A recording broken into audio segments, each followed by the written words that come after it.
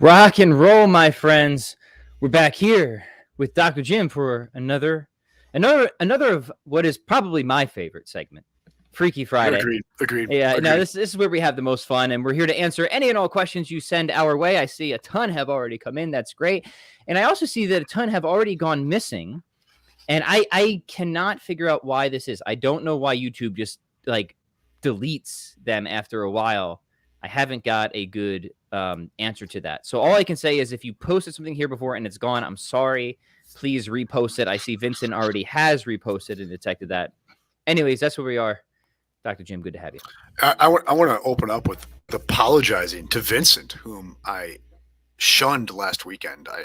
He was in Atchison, and I damn forgot that he was going to be there. And so, Vincent, I'm sorry. We will address your questions though. Yeah.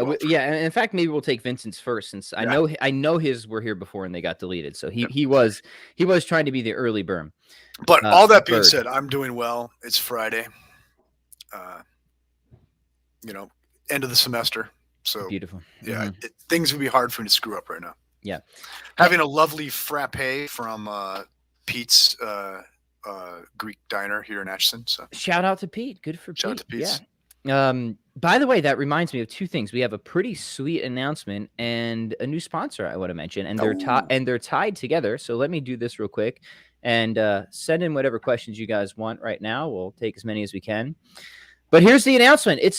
I'm pretty pumped for this. It is, of course, the launch of our new website over at Philosophy for the People. So if you go to philosophyforthepeople.com right now, it's live, my friends. And look how beautiful this thing is. So Sarah, that's who I want to mention. Sarah, who designed this website, and you can check out all of her services over at the bottom at Magdalene Design Company. She did such a remarkable job. Just look at this. Isn't that, what do you think? What do you think, Doctor? Gorgeous. It's gorgeous. Doesn't that look nice? Yep. She just did such a nice job, and quick work too. This thing was built in like a week, which is super impressive. Anyway, I want to bring people's attention. We got a nice little ebook here. It's called The Philosopher in You. It's free. You got to have the freebie there, and it's nice because it's a nice little introduction to logic. Got a fitness plan in there. It's really, Jim, you would like this. It's all about trying to bring out the philosopher king in people. Nice. So love it. Yeah, so if you want to keep up to date with what we're doing, get on the email list. You get the free ebook. Go check out the website, and then please check out Sarah's very good work. In fact, I'll bring up her website just so we can give her a proper mention here. She's going to be our new sponsor. First off, she's a homesteader. So I actually want to have her on to chat with us about that at some point, Jim, because she's a web designer who left the hustle and bustle of the Twin Cities. She's homesteading now and designing our website, another website. Lovely. We love to support small business owners, people like that. So if you need a website done, or somebody who needs a website done, check out Sarah, and I'll be sure to link her website in the show notes. Tell her Pat, and she's got some cool goodies and discounts and stuff like that. So do us a favor, support the podcast by supporting our sponsors. Check out Sarah. Check out the new website. Excellent. And Pat, you've put a lot of content up there in the website already, and we're building some series, right, on basic texts, right? And so I think people can really look forward to a lot of great stuff on Philosophy for the People, right? Indeed. I've got the whole entire series we did on Plato on there already, just in one nice place. So we got a lot of cool stuff coming. I'm pumped, and thank you, all of you, for subscribing and making this this janky project. It's gonna work. Something more substantial. It's super appreciated. Yeah, very cool. We're gonna finish Marquis, right? And then I think next when we're talking about some Aristotle, right? We're gonna turn back to the master, right? Yep.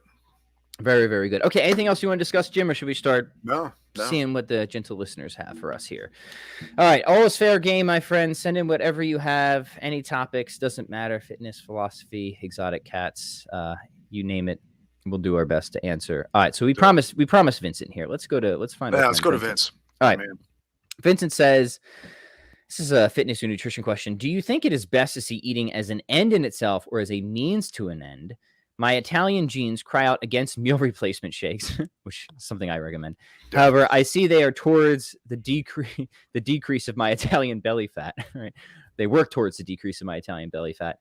However, I do see a danger in eating, intending toward an instrumental view of eating. However, as humans are the only thing capable of feasting, reveling in beauty, giving thanks for certain pleasures, etc. Okay, yeah. So sounds like Fitz is trying to strike a healthy balance here, which I think is right. Jim, what are your thoughts on this? No, I think it's a really profound question. So, and it's one I've actually struggled with quite a bit. Is, you know, I think you can take the diet thing to the point where you have an entirely instrumental attitude towards food, and then by extension, your own body. Right. Like you hear this and like, I just eat just to perform, just for food. Yeah. Right. Yeah. Or, you know, like I kind of want this muscle to come out here, so I'm gonna like cut down on this macro because but like, it seems to me like you've now come to see you're not worried about like making your body function as it should and like letting your body, you know, exist in its natural state. It's now become, you know, an object for your technological manipulation. You're not using drugs, you're just using different types of food and supplements, stuff like that. And I think instrumentalizing ourselves is our greatest problem, right? Okay, I think that's really what the fall is, right? Is instrumentalizing ourselves. Okay, so I worry about this quite a bit, right? And so I do think, Vince, you're right. Like we have to be able to feast, right?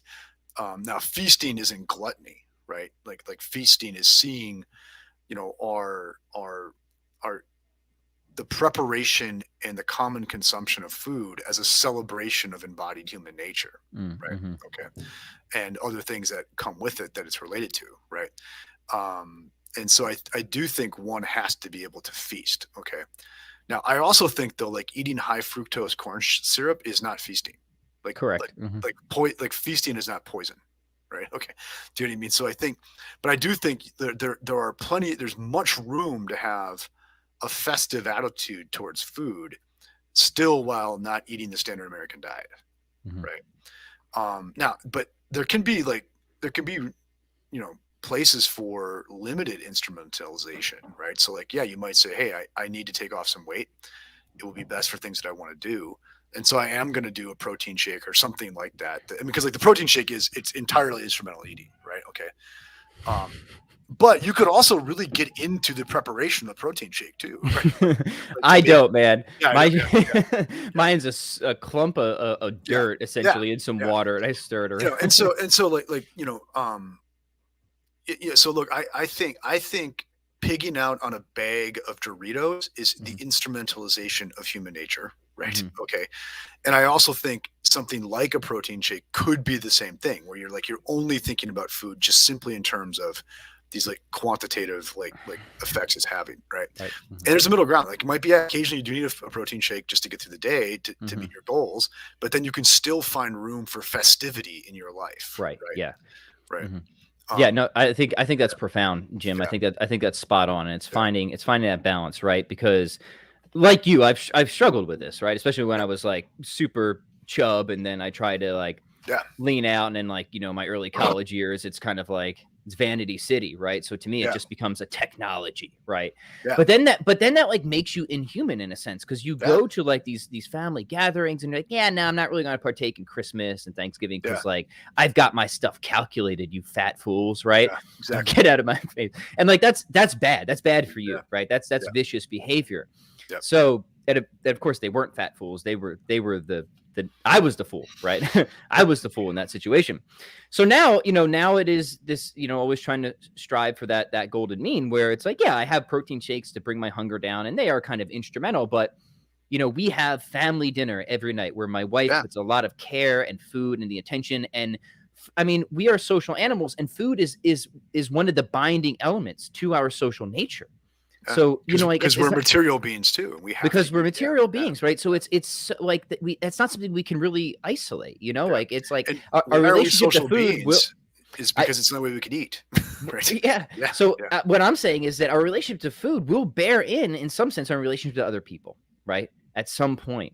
So I think just to emphasize everything that you've understood, we have to have the room for the feasting, the festivities, but that should not be confused as gluttony. Right, just bringing a bag of Doritos and Stouffer's mac and cheese to the couch while you binge on that and Netflix is not festivity. That's not feasting. That's just gluttony. Right? Yeah, spot on. Exactly.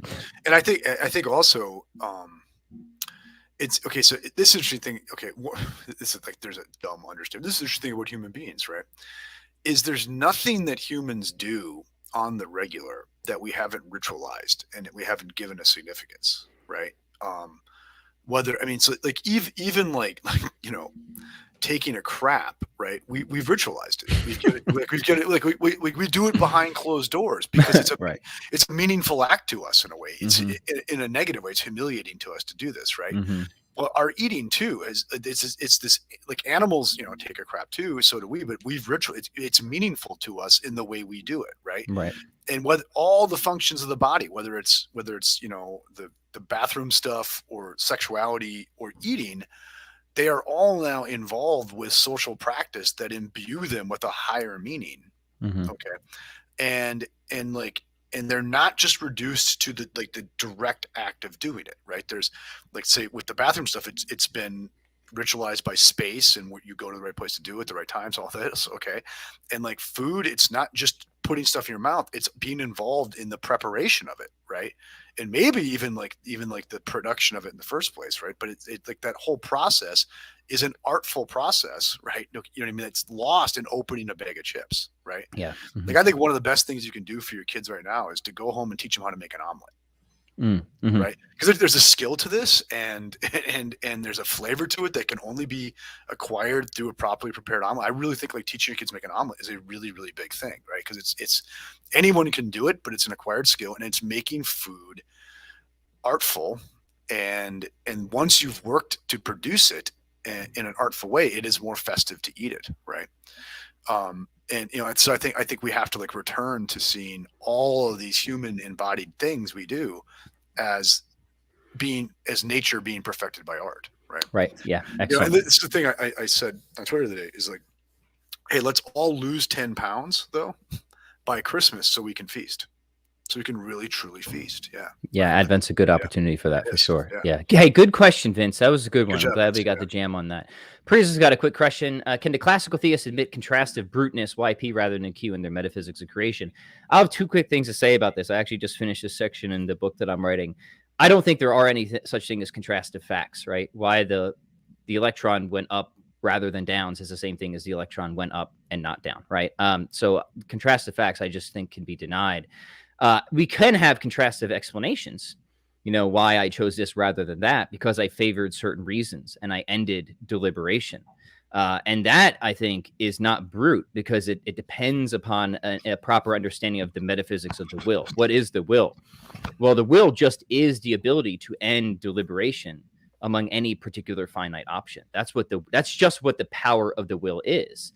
So to say, well, why P rather than Q when you favored it for reasons, to keep asking why at that point is to misunderstand what the power of the will is. This is what Maritain is really great on. This is what Yves Simone is really great on. When you understand what the nature of the will is, you can understand that it just is the power to make a particular consideration the final consideration, right? To bestow the dignity upon an option as being determinative or efficacious, right? It's the will that makes a motive efficacious. It's not the motive that moves the will. It's the other way around. And I think once you get that cleared up, it resolves all these sort of pseudo debates, as I really think they are, about contrastive explanations and bruteness and stuff like that. Jim, I don't know if you have anything you want to add. No, I don't think to that, but I agree with it. Yeah. Sweet. Good question. And yeah, keep on the lookout for that, Parisa. If I ever get this book out that I'm working on, there'll be a section on there and that. Here's kind of a fun one. Let's play around with this for a minute. Andre says, have you ever guys heard of Rush before? Of course. Yes. Who do you think we are, man? It's a Canadian prog rock band of really talented musicians who sometimes presents interesting philosophical views about various topics and songs. So first off, God rest Neil Peart. Phenomenal drummer, died fairly recently. I was fortunate to see Rush live. I did get to see them with Peart a number of years ago. Tremendous show, and I love them. I love Rush. Working Man was one of the first songs I ever learned on guitar. So, wow, that was a very hard song to learn too. Yeah, I didn't learn all of it right away, but it was one of the first things. My guitar instructor, the main riff, the bow, bow, bow, bow, bow. That first riff is actually a pretty good like beginner riff. The solo, different story. So I have to say, I haven't paid too much attention to the lyrical and philosophical content, though, Jim. Are you a Rush guy? Rush is always one of these bands I know I'm supposed to like a lot, but I've never really gotten into. And I think it might be because like everybody thinks they're so deep, and I'm like, well, that's kind of superficial. But you know what I mean? But I also admit I haven't gone deep into the Rush catalog. My whole experience would just be the stuff here on the radio. So there could be some really lyrically profound stuff that's out there. That I just haven't heard. Although I always liked Today's Tom Sawyer, but. Yeah, I'm sure it has been a while since I've listened to Rush, but when I was probably it was high school, maybe like 11th grade, I had my Rush phase. You know how you have different band phases? Like I had that like half a year, those 6 months when I was just super into Rush, right? So still, I choose free will, man. There we go. It ties in nicely. All right, sweet. Jim, feel free to pick any that intrigue you here. We're not going in any particular order today. I'm Brendan Sheehan. One of his questions is, as a side question, who should a person start with to wrap their minds around phenomenology? Okay. I guess there's a couple ways we could go there. I mean, there's some good introductions to phenomenology. Like Father Sokolowski's is very good.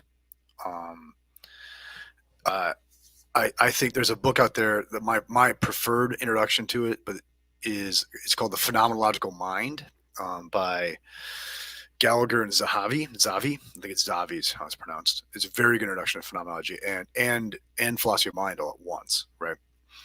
I also think there's John Salas has recently published some lectures of his that he gave on Merleau-Ponty in 1973. I'm forgetting the exact title of lectures, but it's a short, ish book that's pretty accessible. Now it's an introduction to Merleau-Ponty, but I also think it serves as a superb introduction to phenomenology, right?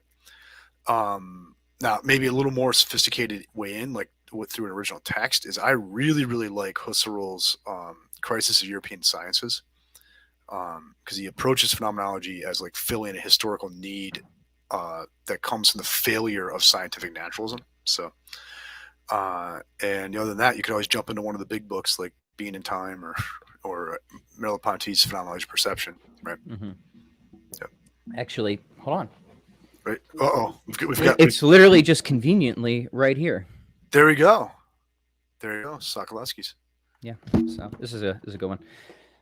That seems to providentially happen oddly. Well, I'll have just because most of my books aren't around where I'm podcasting, but this is like the third or fourth time where like the exactly relevant book was just right next to it when it was mentioned. So interesting. I had a spooky experience the other day. I was out for a jog, listening to a podcast on remote viewing. Okay, with like a kind of ESP, and during the podcast, I thought, "Oh man, I really need to call my mom. I haven't called her for a while." And then about 2 minutes later, my mom texts me saying, "Did you just try to call me?" Weak psychic abilities, my friend. Yeah, and I pull the phone. I'm like, maybe I butt dialed it. And there was no recent calls to my mom on my cell.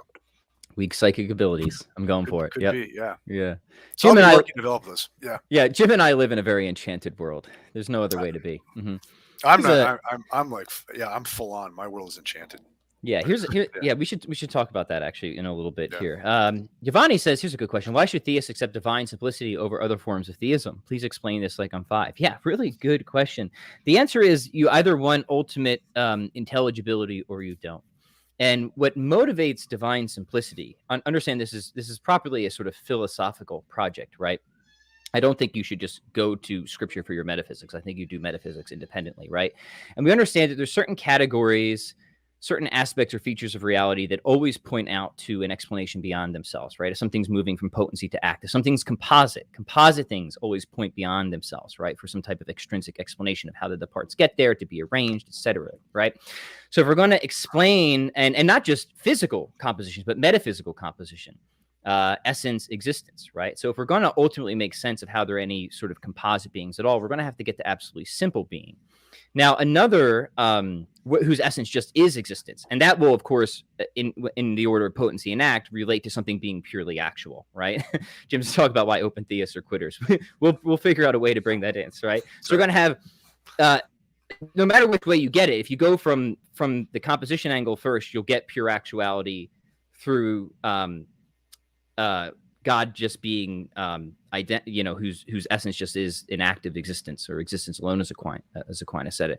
Or if you go from the potency act sort of causal hunt, you'll get to divine simplicity if you get to pure actuality first. So it'll work both ways. But another way, and this is another consideration I give in my book, is if you take more contemporary arguments, like the kind that Proust and Kuhns give, and Josh Rasmussen, where you understand that limits, just qualitative finitude, always points to an explanation beyond itself. That itself will get you to divine simplicity, because if anything's limited in its shape, its characteristics, its powers, its size, its space-time point, it's always restricted in its intelligibility. It's always pointing beyond itself to answer questions about itself that it can't answer from within itself. So eventually, for ultimate intelligibility, we will have to explain all limits, but you can't explain all limits by further limits. So you'll have to get to that which is qualitatively unlimited. Now there's a move from there. In order to have parts, you need to have limits, right? To tell one part from other parts from the whole. So whatever is qualitatively unlimited isn't going to have parts. It's going to be absolutely simple. Right. So no matter which way you go metaphysically, no matter what place you start with, to me, I've said this before, it's divine simplicity or bust, right? If you're after ultimate intelligibility, you have to accept, and this is why thinkers like David Bentley Hart, providentially, again, very look at this. Look at this. Look at this. Boom, Hart's book. I was just thinking of that book. right here. This is why in this book, Hart will say, if you deny divine simplicity, you're essentially affirming atheism. And people think that that's very rhetorical. It is rhetorical, but there's a deep metaphysical point there. And that is, if you think reality is fully intelligible, you will end up with divine simplicity. Yeah. If you deny that, then you're denying that reality is fully intelligible. And at that point, you're just effectively just not a theist anymore, right? This is why we need to do a show for philosophy people on Leibniz's ultimate rejection of things. Right? Yes, exactly. we shall. Mm-hmm. And I think here's how Ham replies, and I think this is really to say the same thing you said, Pat. Is I think if you go weak on divine simplicity, you just lost the 5 ways. Okay, because the 5 ways all result in the conclusion that there must be this explanation of changing things or composed things or whatever efficiently caused things. Yeah, whatever. Right. Okay, and so then it must be something that is not efficiently caused. That doesn't change. That is not a participant. Okay. And all of those conclusions of the 5 ways all entail that thing is itself is a simple being. Okay. Mm-hmm. So then it seems to me, by the modus ponens, modus tollens relation, you have to, if you deny simplicity, you have to deny the premises of the 5 ways. And if you affirm the premises of the 5 ways, you have to affirm a simple being. Okay. And if I take, as like kind of your standard Thomas thing, that the premises of the 5 ways are better known, right, than anything anything else, if they really are first principles, and we could debate that, but if they are first principles, I'm stuck with simplicity now because I can't deny those, right? Mm-hmm. The modus tollens won't work, right? That's right. Mm-hmm. Right. And so to me, it seems to me that it's always been the case, is like to go weak on divine simplicity is you just ran out of reasons for thinking God exists in the first place. Mm-hmm. Right. You just denied your own reasons for it. Right. Mm-hmm. But once again, if you're, like you take God's existence on biblical authority, or you see God's existence as properly based on biblical authority, then that doesn't trouble you. Right. But for those of us who want to see theism as grounded in some kind of natural theology, right. I think that's the reason, is otherwise you lose natural theology. Yeah. Right. And then it's a different project of how do you reconcile, right, the metaphysics with biblical data, and that's a fine project. That's a great project. That's something that people like Eleanor Stump engage in, and mm-hmm. Guys got to have a hobby, but that's fine. Right, but I do think it's a mistake to try and get your metaphysics from Scripture, right? I think you just do metaphysics, and then if you have reasons to take Scripture seriously, then you do the reconciliation project, right? It didn't work out well trying to get astronomy from the Scriptures. Right. I mean, it's like amazing category mistakes that so many people make. It always seemed very silly to me. But anyways, it's something that keeps coming up. All right, so let's see what else we got here. I saw another kind of fun one. Here it is. Switching gears here a little bit. Ivan says, Jim, do you prefer Ghee or Nogi? BJJ. Hey, whatever costume you got on, Ivan, we'll roll around. I'll choke you in it. I'll choke you in that costume, man. Right. Yeah, I don't care. I was just talking to a buddy about this the gym the other day, and although in some ways I think I might be better at Nogi, especially against guys my own age, right? I think I like the Ghee better because I like working with the tools, right? Like Was your world's Ghee or no Ghee? Nogi, It was no Ghee. Nogi, Okay. yeah. And I like the Ghee. I've gotten so much into using the Ghee, uh, and just little things about like getting the right kind of cuff grips, like getting on people's pant cuff or jacket cuffs and things like that to make things work, and just learning how to grip the Ghee in the right way at the elbow Mm-hmm. to make something work. All these little things I couldn't have fathomed even worrying about when I was a white belt. Now it's like a kind of a mature purple belt. It become like the most fascinating things about it for me. And just using, just pulling, untucking someone's lapel and like using it to wrap around and find submissions and controls like that. I've been playing like worm guard and like various kinds of De La Hiva using it. So I've just in recent months gotten very, very, very into the tool use of the Ghee in a way that I hadn't. It really is a sort of art form, isn't it? Yeah, Mm-hmm. yeah. But man, I love to roll around in Nogi too. It's fun, and I find Nogi is easier on my body. Like I just for whatever reason I'm less sore after training Nogi than I am for the Ghee. There's just less cranking, especially on the It's less fingers, crank. Mm-hmm. Yeah, exactly. And I personally think one does well to train them both, right?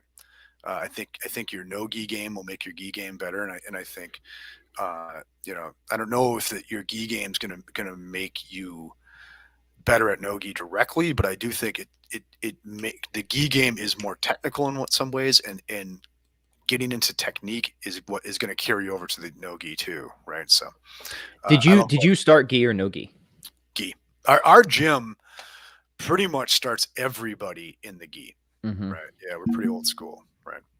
Yeah. So when I did BJJ years ago as a supplement to Taekwondo, it wasn't really Ghee, or we did it in our Taekwondo Ghee, So Mhm. it was mostly just Yeah, practice, more or less, as no Ghee. But now I'm doing it with the Ghee. I love it. I think it's super cool. But yeah, I've been watching, because you get sucked down these rabbit holes now, right? So I was watching Hodger Gracie, some of his yeah, videos, yeah, and like, man, that dude is like, he's doing all the stuff that I know as a white belt, just at like a PhD level. You know yeah, what I yeah, mean? Like yeah, that is like, yep, there's nothing. That dude was doing nothing fancy in yep, any of the matches I saw. It was just so brilliantly executed, which yeah, just reminded me, like, what is mastery? Well, it's just like a profound command of the basics, yes, right? And yes, just watching that guy was so mesmerizing, because he didn't do anything that yeah. I didn't know, and I'm a beginner. It was just like performed at such a level of proficiency. It was incredible. Yeah. Mm-hmm. And so, okay, if you really want to see fancy jujitsu, like really crazy fancy jujitsu, go to an IBJJF tournament and watch like the 20-something-year-old purple belts. Mm-hmm. Okay. They know enough, right? One, they're purple belts and they really want to kill each other, right? And two, they know enough jujitsu that they've started to really get into more sophisticated techniques and stuff like that, right? But if you want to watch some boring jiu-jitsu, go watch super high level black belts, right? Mm-hmm. Because a lot of them don't play a lot of the really fancy stuff. Like they sweep, they pass, they mount, they choke, They and they cross do it choke, again. right? Yeah, Yeah. you know what I mean. They sweep, they mount, they pass, they choke, and they've got a fairly narrow range of options they do it for.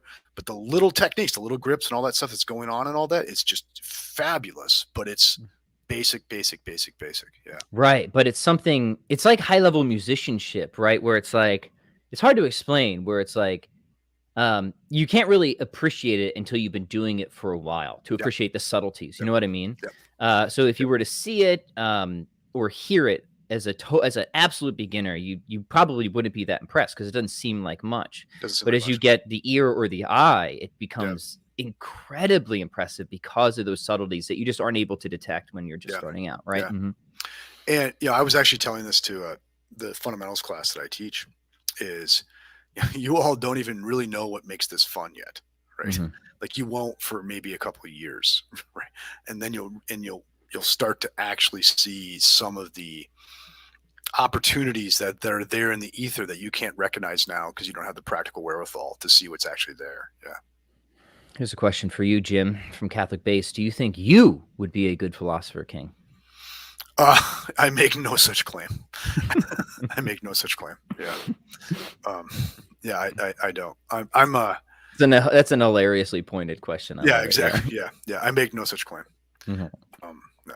Well, now here's a sensitive I appreciate question. that. Yeah. Here's a sensitive question. Will we ever get to see Bob the Chameleon? I don't think he got the news. Yeah, no shit. Well, maybe we could dig up an old photo of Bob, but was this Catholic based? Yeah. Yeah, Catholic based. I don't know if you know that Bob has gone the way of his ancestors. Mm-hmm. Yeah, he lived hard and died young. Yeah, he did, man, and fast. though we don't know how old Bob was, and Mhm. I should have noted that he was a nearly full-grown chameleon in a cage full of juveniles, which means he was probably returned to the pet shop, right? Like he was probably someone's reject for being a mean jerk, right? So you have no idea. He could have been 20, 30 years old. Yeah, well, I think in captivity you're lucky if they get 8 years. Oh, is that it? Yeah. So he wasn't fully. He was nearly fully grown. Right. Okay. He grew some since we had him, but Mhm. yeah, he was. I think he was older than the 2 years that we had him. Yeah. Right? Yeah. If you guys did not watch the tribute stream we did to Bob the Chameleon, the farewell concert, you gotta go listen to that, man. Yeah. It was one of the greats. That's going down in podcast history for It sure. is. It is. All right, let's see here. We'll just all right, Catholic. We'll get a few more here of yours. He says, if you could have dinner with one author, dead or alive, who would it be? Jim, you go first. Oh gosh, language barrier. Dinner. Interesting. It's not take a class, right? A dinner. I'm probably going Plato. Yeah. Mm-hmm. And then we could go roll around too, because he's a grappler. So. Yeah, he's a wrestler. Yeah. Boy, that's tough. I might go Norris Clark. Really? Actually, yeah, I might go Clark. I know I could go for the ancients, but I just feel I know people who knew Norris Clark, and they always told me that it was a really enchanting experience. I know a guy that got to walk around Yosemite with him and just talk metaphysics. I'm like, that sounds like my ideal evening, honestly. So if I could replicate that, it might be pretty. No, I met him. He was a real gentleman. Yeah. Mm-hmm. Yeah. Somebody said they had the most profound confession with him. A friend of mine had a confession with him in the basement of a hotel at an American Catholic Philosophical Association meeting. Oh, you're the one who told me that then. Yeah. That's cool. Joe Biden announced he wouldn't be visiting Waukesha. Not a question, but just stating how insensitive that is. Oh, no, it's the most sensitive thing he could do for the people of Waukesha. Yeah, honestly, nobody really wants that fiend here. So I mean, like, just in case people don't know, like, I live in Waukesha, so and it's my dad's hometown. So this one literally hit close to home, right? Yeah. And the fact that Biden and his cobwebbed, demented brain went and visited that Jacob Blake guy who accosted a rape victim and then resisted arrest and was justifiably shot after going for a knife, and he visits this guy, and then we have this horrific attack in Waukesha, and it's just kind of already gone, right? And my parish just had a funeral for one of the women. She went to our parish. She was killed in this attack. So yeah, it's real sick shit. And but I mean, Biden's always been a fiend. We know that. It's nothing new. If you follow this man's political career, he's a demonstrated plagiarist, liar. Everything about him is as phony as his Catholicism. I can't think of a single redeeming aspect of this man. And I don't think very highly of many politicians, but I think especially lowly of Joe Biden. But yeah, no, I think you're right, Jim. I think it is sensitive that he just stays away. Right? He would not. I guarantee he would not have a warm welcome if he came, and he probably knows that, honestly. Yeah. Uh-huh. Yeah. Ooh, don't stay away. Whatever you do, don't. Yeah. Yeah. Tyler says, thoughts on investing money. I've been pondering the ethics of investing in corporations when I have little understanding of how they utilize my money, nor do the supposed goods they're trying to develop. Good question, Jim. Yeah. Good question. Yeah, my take on this is a good question, Tyler. Is I mean, I don't think one should go out of their way to invest in corporations that are doing like terrible things, right? But in general, we are all such participants in this corporate consumer system to act like we can wash our hands of it at all, right? Is pretty inauthentic, right? So I think it's really just going to come down to like how many degrees of separation from something gross are you comfortable with, because we're all already participating and like our very existence, our very way of life is predicated on these corporations, right? Mhm. Which don't mean us or anyone else much good at all, right? Right. Mhm. So on that, I mean, I don't give it much thought beyond, just like, I'm not invested in like a gas chamber company or something, right? Okay. Right. Well, and that's important, right? So when we talk about degrees of separation and cooperations with evil, right? Yeah. Um, is it formal? Is it material? Is it proximate? Is it remote? And is the evil activity essential or accidental to the corporation, right? So if the corporation literally like builds gas chambers, Right. yeah, you better not give a cent to them, right? Right. But if like they have a general, say, fund where they give to various charities, and one of those charities you consider evil, but it's not essential Yeah. to the Yeah. corporation, then I would say, yeah, you're not going to accrue like a bunch of moral guilt from that. Yep. But I'll Yeah. just say personally, Yeah. when it comes to a lot of corporations that I know are doing that these days, I just choose not to, because I don't want to give them, because I think what they're doing is nasty business. Even if I think it would still be permissible for you to Yep. invest in that company, right? Yep. Mm-hmm. But and okay, you're gonna have our Marquis in a minute here, but there's not a single one of these corporations that is not deeply, deeply invested in like undermining our rational capacities, right? Mm-hmm. That's what So it seems um, I can't think of, if you're going to invest, you are investing in a system, right, of manipulation and control, right? And I don't really have much choice but to invest. Okay, so here we are, right? Mm-hmm. Yeah, good question. To do as much diligence as you can, but realize you don't have an obligation to like never invest at all, because Right. you're never. I think that's just unrealistic and just bad moral theory as well, Right. right? Right. That there's a reason that in traditional natural law you have these distinctions between formal and material, proximate and remote degrees of cooperation and stuff like that. Pope Self says, thoughts on Don Marquis' secular argument against abortion. You familiar with this one, Jim? Gosh, This is the yeah. future life like ours argument. It's been a while since I've looked at this. My friend Peter Koch, who works at Villanova, I think has done some work on this. I think it's okay. I remember that was Yeah. my impression. I thought it was okay, as good as like. And when we say like, what do we even mean by a secular argument? Like, it's not religious, or Yeah.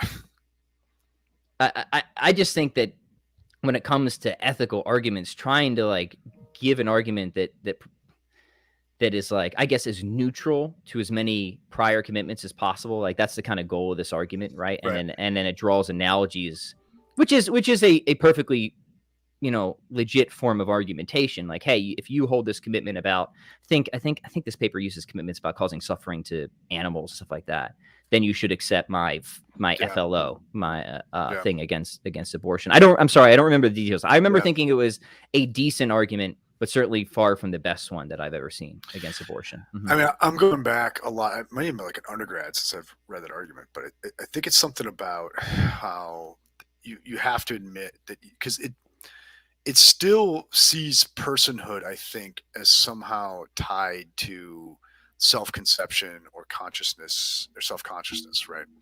And you can, even though like this unborn fetus doesn't have those attributes, it's still the kind of thing that will have them if left to go under its own steam or something like that, right?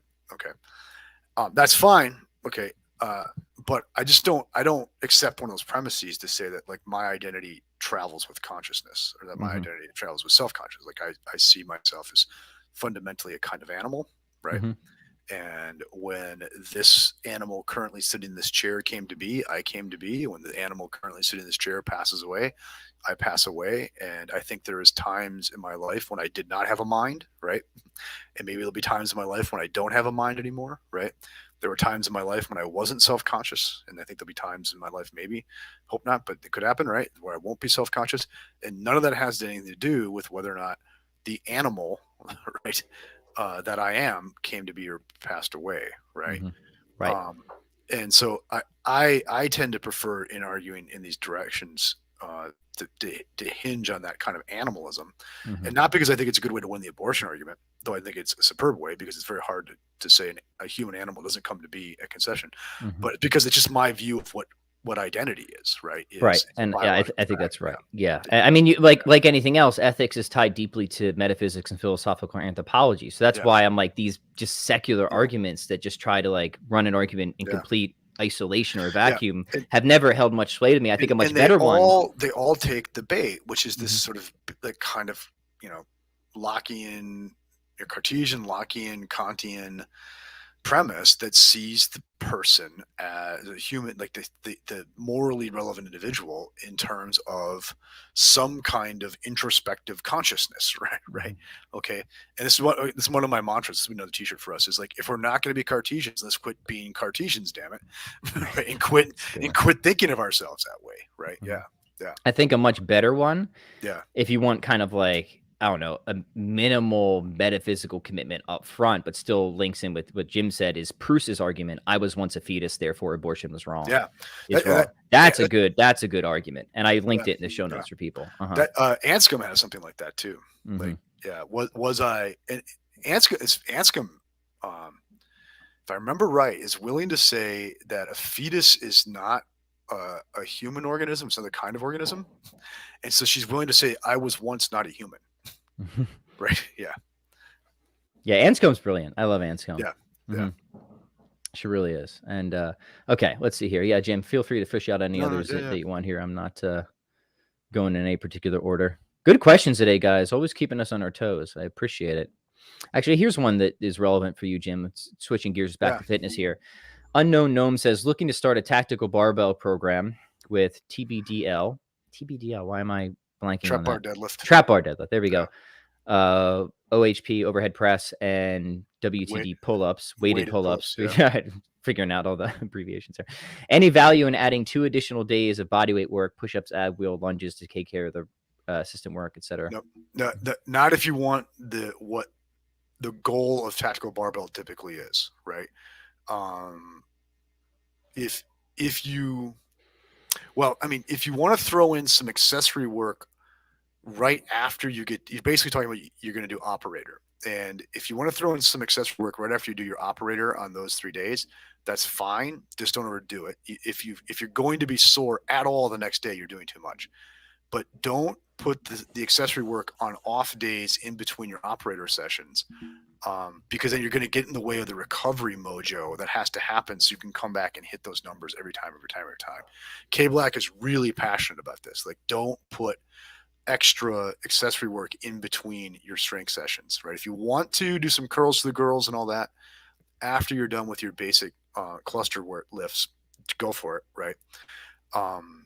And if you're worried about balancing out with extra exercises, if you're doing tactical barbell conditioning, a lot of those movements are going to be in there anyway, so you don't have to worry about it. So, long story short, don't add in stuff in between days of operator. Yep. Brendan says, have you guys checked out Jonathan Pagua? I'm not sure if I'm pronouncing that right. I am trying to take in what he is saying about symbolism, meaning he seems to be into phenomenology. So I've heard the name, and I began to watch I sent it to Jim. I began to watch the conversation with him, Jordan Peterson, and Bishop Barron, and one other fellow. And it did strike me that, Jim, you would dig what this guy is saying at the beginning, because he's talking about someone else sent me that talk too. Yeah, and like I think you would dig it, because he's singing Jim's tune at the beginning of like, our way of getting in the world necessarily demands that we care about things, that we give a damn. And I'm like, oh, this is going to be right at Jim's alley. So maybe we'll do a commentary on it, but that's as far as I got. And I'm sorry, I don't really know the guy, so I can't really say. Yeah, there was something else in there too, where he starts talking about liturgy. And how liturgy, if it's the right guy, is one of the 4 guys. He's a Greek Orthodox guy, and he's talking about liturgy and saying how the enacted practical skill of just making your way through all the steps of a Catholic or an Orthodox liturgy is integral to actually being able to perceive the object of the liturgy. I think that's exactly right. So, yeah. So let's do a talk over commentary on that one. I love the one we did on Peterson before, and this one's been making the rounds, so I think it's it's good. We'll do it. Okay. Let's do that next week. All right, let's see here. What do we got next? Let's give you another one, Jim, on Heidegger. Our friend Floyd says, I remember Jim talking about reading Dugin's book on Heidegger. Do you think Dugin succeeds in arguing for a political theory based on Dasein? Yeah, I mean, no, but I don't think that's quite what he's doing yet at this stage. Like he's proposing, this is the way I understand it, is he's proposing that there is a fourth political theory to be had that is neither fascism nor liberalism nor communism, and it's something that could take as its approach to the human being through Heidegger's notion of Dasein. Okay, but I don't think Dugin has claimed that he's actually supplied it yet. Okay, I think he's still in a stage trying to motivate that there is and must be such a theory, but it needs to be developed, right? So that's the way I would put that. Now, with that caveat, I am very compelled by much of what Dugin is up to. Okay, and so I think he has successfully motivated me, right, to continue to think about that, right. I would also recommend Floyd Dugin's book, Political Platonism, where he makes the connection between metaphysics and political philosophy like very, very resounding and clear in a way I think it would be very helpful for all of us to think about. And then he's going to, in that same book, bring in the Heideggerian themes to try to see a connection between Heideggerian phenomenology and political philosophy. Yeah. Excellent. All right. Yeah. And I'm hoping that we can coax a major Dugin scholar onto the show soon. So yeah. He would be most welcome. Yeah. He would be most welcome. All right, back to divine simplicity here. Hey, Pat and Jim, I have a question on God's immutability, which is obviously a package deal with simplicity. If God were to have not created anything, or if he had created a different world, would God's will have been different? Short answer is no. And I think one of the best accounts of this, one that I've defended, is Matthew Grant's, who'll be on the podcast, by the way, on the 10th. The 10th. So we'll be talking. Yeah. That's going to be a busy day on the podcast because I've got Michael Torre talking grace and nature, and then Matthew Grant on the same day. So it's going to be. Man, you're hitting your natural theology hard that day. Yeah, it's going to be a big one. So be sure, keep your calendars clear on the 10th. So anyways, think about this. You know, the world is grounded in, if we think of grounding relations, God's active will. But if God decides to create this will, the only difference is extrinsic to God. It's just a world coming to exist with a causal relationship on God. So the sort of extrinsic model of divine agency, or another way to think about this is God's by himself, right? And he is an unrestricted act of understanding who understands himself and all the ways that anything could participate in existence. Then if God decides or chooses or wills or even knows some created world, all that translates to, all that means is that some created world just comes to exist with a causal dependence relationship on God, right? There's no inner gears that need to turn in God, right? God doesn't need to form some prior mental intention. God's action is basic and immediate, which is classic Aristotelianism, and God's and the created world is grounded, we would say, in God's active will. But in terms of anything intrinsic or essential to God, no, that doesn't require any change whatsoever there. So it's with these sort of the extrinsic model of divine simplicity, which I think follows from other scholastic commitments, and Matthew Grant is awesome at detailing these in his book, Human Freedom and Divine Universal Causality. The extrinsic model just naturally flows out of that and can handle all of these sort of objections aimed at divine simplicity from the contingency of creation or anything like that. So that's the short answer. Yep, agreed. All right. Let's see here. Good mix of questions. All right. Well, since we brought up Descartes, we might as well take this one. Sure. Samuel or Culver says, what are your thoughts on Cartesian skepticism? Good doctor. Yeah. Maybe we should give a little, I think we should give a little background on this. So when it comes to Cartesian skepticism, I think it's important to understand that this was proposed originally as a method, right? And yeah. Descartes was he's right, no skeptic. He's not himself a skeptic. Yeah, the people I think misunderstand. Descartes is worried or confused or frustrated with pluralism, right? Imagine how he would have felt if he was around today, right? He was frustrated with the pluralism of his day, but he was also very impressed with the sort of agreement that you got in like mathematics and stuff like that. He was a mathematician. So he had this idea, right? He's like, and there are many skeptics abroad in his time. Yeah. Like he's trying to answer them. Yeah. Right. So he so this is where he starts his famous project of saying, look, we're going to get down to the foundations, right? And this is where he, kind of classical strong foundationalism comes in. And we're going to get down to the foundations by employing a method of skepticism, a method of doubt. If we can doubt it, then it's gone, right? And we're going to get down to that which is incorrigible and indubitable, famously the cogito, and then we're going to just build back up by airtight logical connections, right? And we're just going to do the whole project that way, and then this is romanticized in somewhat of a caricature, but then pluralism will be dead, right? And we won't have this disagreement. We won't have these skeptics.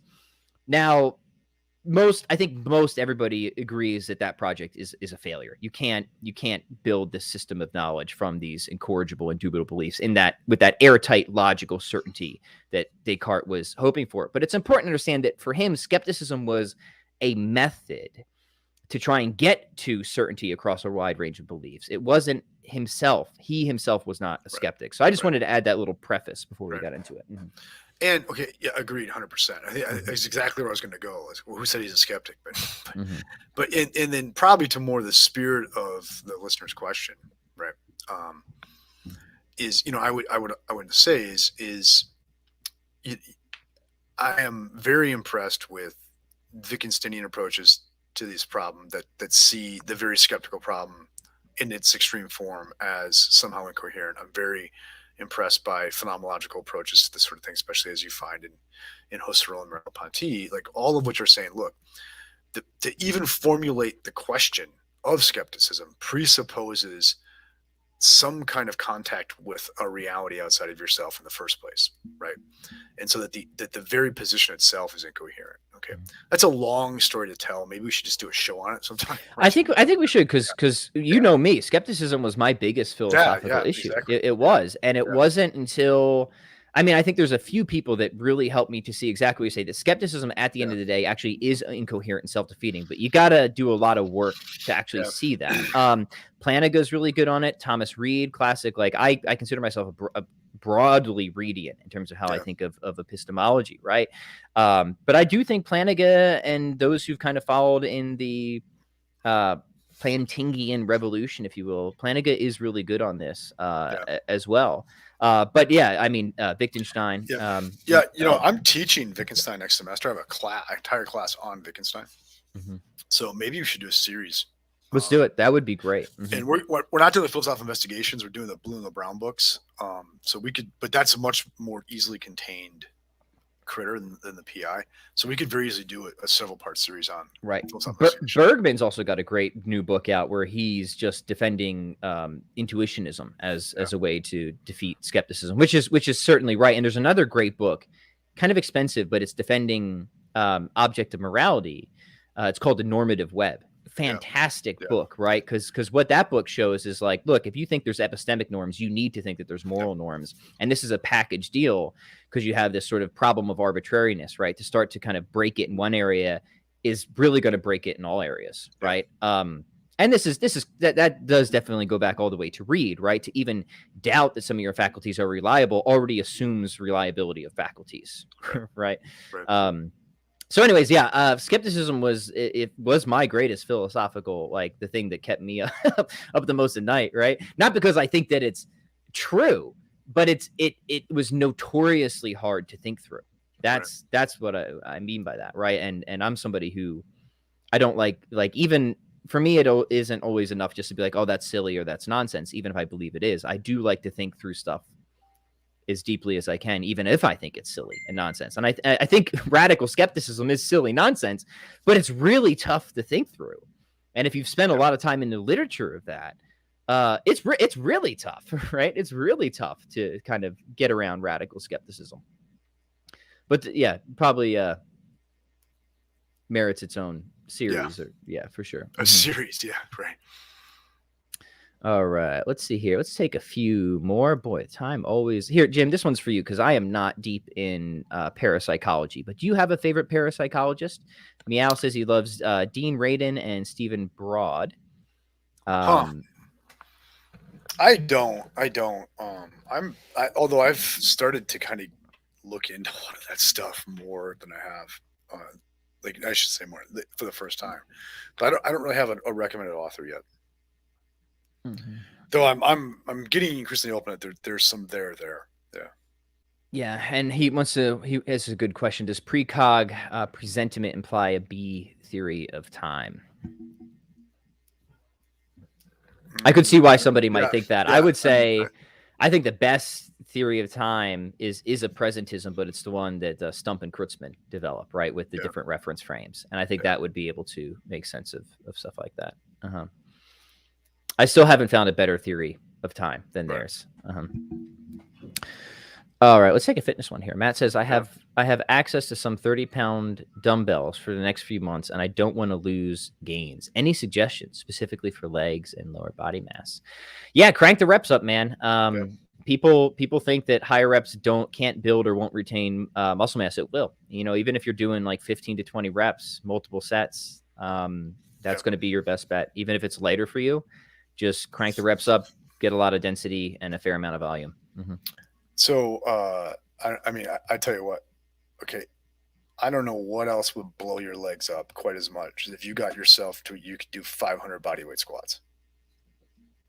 Right. You know, like set it like within a certain time parameter. I mean, I would think that would pump up the quads, right?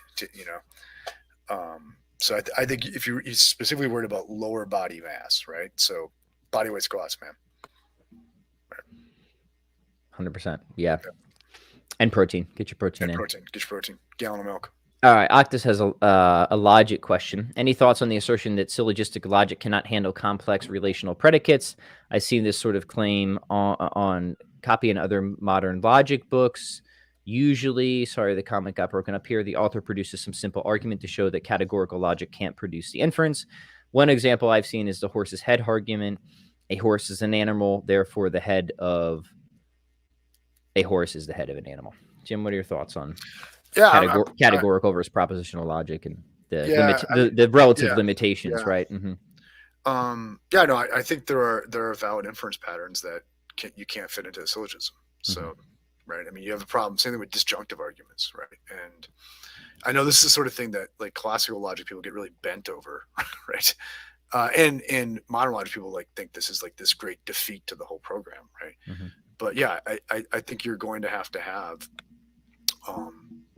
a pluralistic set of logical like axioms. The axioms are consistent, but they're not all of the same system in order to cover all human inference patterns, right? This also might be why we're not computers, right? Is that we can move among these sorts of axioms. Yeah. Right, and that's Lonergan. Lonergan's big on that point as well. Yeah. Good. Yeah, I mean, it's kind of interesting, those sort of debates and wars. But to me, it's always okay. We have some tools. What are the tools good for? What or different methods of that case, right? And what are the limitations? And just making sure you understand the tools, their powers, and their limitations, and then you just have in your belt whatever you need, right? Sweet. All right, let's take one or two more. Anything jumping out at you here, Dr. Jim? Let's see. I haven't been trolling enough. Danny says, what would you say is the one thing you are absolutely most certain about based on natural reason alone? Example, the principle of non-contradiction, the cogito, etc. Okay, so that relates to the skeptical question, right? Absolutely most certain based on natural reason alone. Well, okay. So both the examples, say principle non-contradiction and the cogito, right? I mean, are not believed based on natural reason. Like I wouldn't say it's the cogito, but like the PNC, it's the structure of natural reason, right? So I think to even think of it in this way, the way the question puts it is to make it sound like I'm making some kind of inference to the principle of non-contradiction, right? Or that my relationship to it is like any other proposition, right? It is not a proposition for which I have reasons, right? It is the proposition. I don't even like calling it a proposition. It is the structure of rationality itself, right? Okay, you know what I mean? Right. Otherwise, it wouldn't be a first principle, right? Yeah. It's that from which everything else flows. Yeah. And I really recommend people actually read the entirety of Aristotle's defense, quote unquote defense of principle of contradiction in the Metaphysics, because he famously says if you don't understand it, you don't understand it. Like if you deny it, you don't really know what the first principle is, and if you're asking for reasons for it, you don't know what the first principle is. But then he goes on to give a very sophisticated kind of account in its defense wherein he's basically saying like the very condition of assertability of any proposition as a meaningful utterance, right, as opposed to just making noises, presupposes one's commitment. And I don't even like the word commitment because it's too explicit, right? It presupposes that one is in fact operating by the principle of non-contradiction, right? Mhm. So I don't see these. I think when we talk about first principles, I think we often talk about them in a way that mistakes them as secondary or tertiary principles and not first principles. It's not even clear that first principle is something that could be made explicit, right? Explicit in terms of what? Against what backdrop, right? Do you see what I mean? Like other principles can be made explicit against the backdrop of these, right? So I even to say I'm certain the principle of non-contradiction, I think kind of misses it. It is the condition of certainty. It's the condition of intelligibility, right? Right. And there was something else I was going to say, and it was profound, but now it has escaped me. But Man, we missed out. there we go. Sorry, guys. This is get what you pay for here at Philosophy for the People. But yeah, very good. All right, Jim, you get the last pick today. Anything else you wanna close out with here? The hour has flown by. Great questions as always, everybody. Thank you for. What is your view on the identity and the referent of the I pronoun? That is a interesting but long story. Catholic base says Millerman would definitely be down for a talk on Dugan. Yeah, that's who I'm hoping to maybe entice over. So, okay, this is a good question from, I'm going to botch your first name, but Silva is the last name.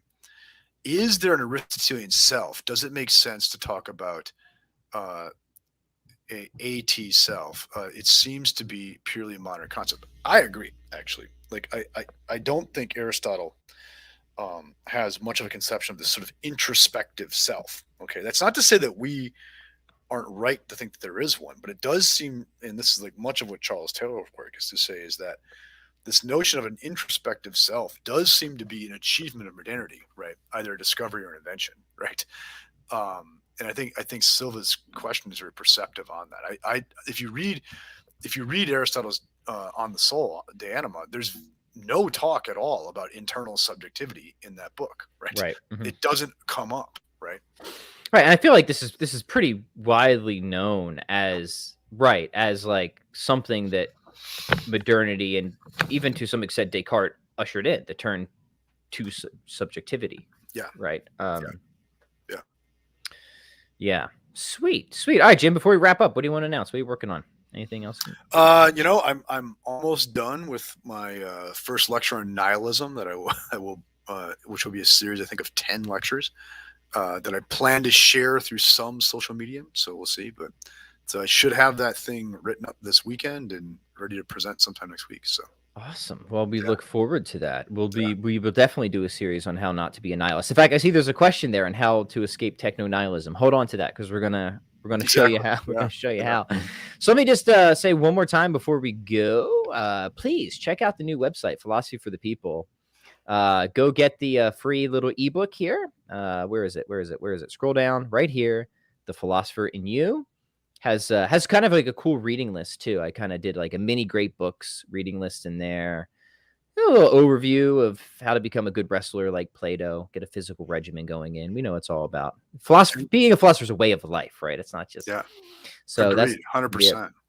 And again, please go to the bottom, check out Sarah for your website. And hey, maybe you don't need a website, but you can get one made for your dog. So that would be cool. Or if you want to flatter Jim, you can get one made in memory of Bob the Chameleon. Bob the Chameleon, right? Right. But either way, go give Sarah some business, right? To help support these local entrepreneurs. One of the saddest things about this whole COVID situation is just what it did to small businesses and how it just fattened all these corporations like beyond belief, So do what you can, support the small business owners. Sarah's awesome. She designed her Philosophy for the People website. Whether you want to get a site built or you know somebody else, go check out her website. I'll link it in the show notes afterwards. So we want to thank her again for building us such a beautiful website. And go check it out, people. philosophyforthepeople.com. And we'll catch you guys on the next stream. Adios.